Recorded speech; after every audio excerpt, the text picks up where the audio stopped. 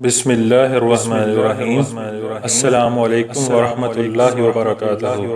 حضرت عائشہ رضی اللہ تعالیٰ عنہ فرماتی ہیں، میرے پاس ایک عورت اپنی 2 لڑکیوں کو لیے ہوئے مانگنے کے لیے آئی۔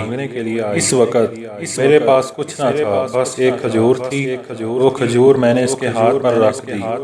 اس نے وہی کھجور اپنی دونوں بیٹیوں کو آدھی آدھی دے دی اور خود ذرا نہیں چکھی، پھر اٹھی اور چلی گئی۔ اس کے بعد نبی صلی اللہ علیہ وآلہ وسلم گھر تشریف لائے تو میں نے ان کو یہ واقعہ سنایا۔ آپ صلی اللہ علیہ وآلہ وسلم نے فرمایا، جو شخص بھی ان بچیوں کے ذریعے آزمائش میں ڈالا گیا اور اس نے ان کے ساتھ حسن سلوک کیا تو یہ بچیاں اس کے لیے جہنم کی آگ سے آڑ بن جائیں گی۔